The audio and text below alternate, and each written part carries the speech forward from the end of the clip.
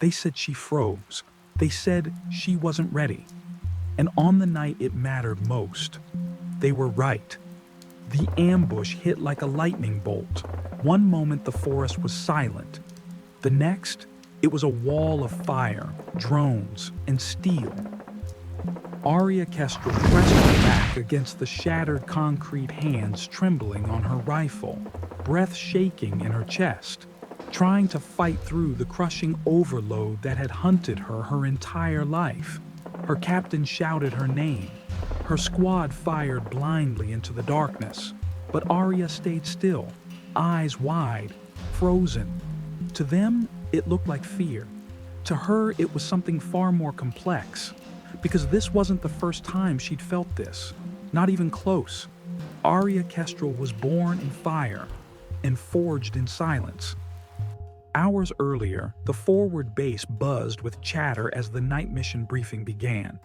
Aria stood quietly at the back of the room, focused, sharp, steady. But the whispers came anyway. Is she on this op? She still hesitates. I wouldn't trust her to lead a squad of mannequins. Aria didn't react, didn't defend herself, didn't look their way. She'd learned long ago that silence cuts deeper than arguments. The captain looked down at the roster, then assigned her to rear support instead of point. A few soldiers smirked. Some shook their heads. Aria nodded once, calm, controlled, unreadable. Because Aria Kestrel was never the loudest in the room, but she was always the one listening the closest. There was a reason for the whispers, a reason for the doubt, a reason no one understood her. At 19, Aria froze during a critical academy exercise, a mock convoy attack meant to test reflexes, the explosion, the flames, the twisting metal. It cracked open a childhood memory she'd buried, a convoy ambush she barely survived. In that drill, she froze for 7 devastating seconds. By the time she moved, the simulation marked her entire team as lost. Her instructors wrote one sentence in her file: Kestrel exhibits critical freeze response under high sensory load. That sentence followed her for years through training, through assignments, through every sideways glance. They believed her freeze was weakness. None of them ever asked why she froze.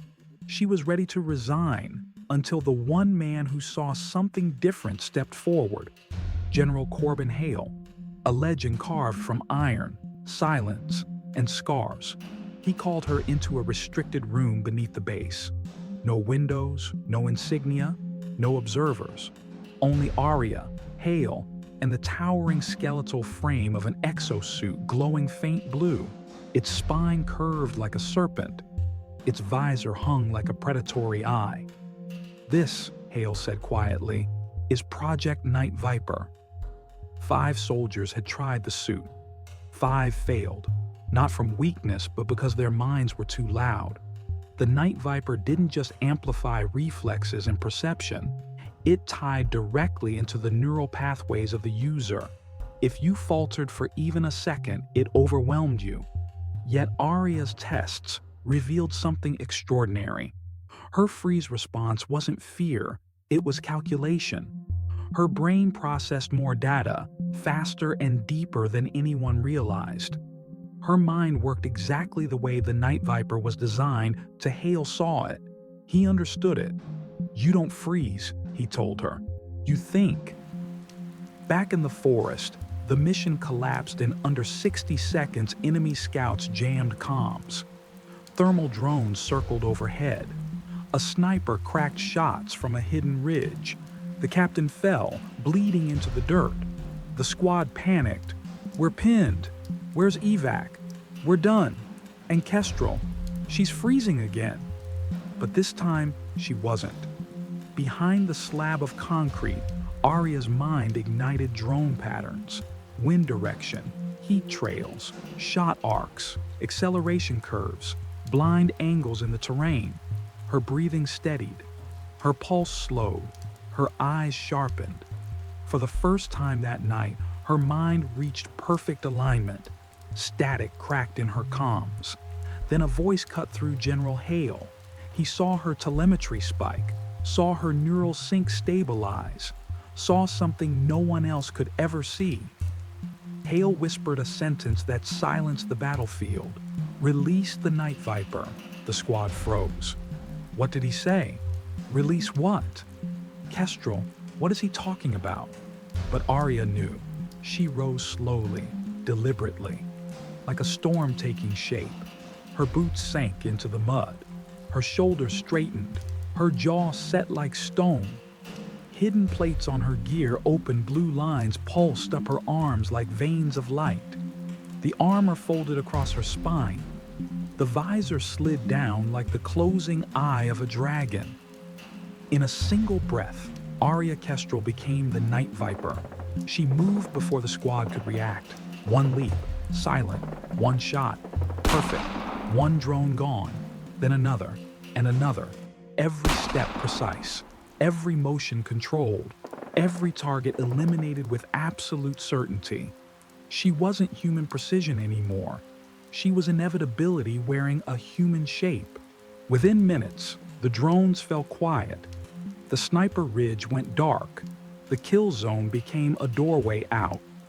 Aria carved a path no soldier could have walked. The squad staggered to extraction, shocked, breathless, alive.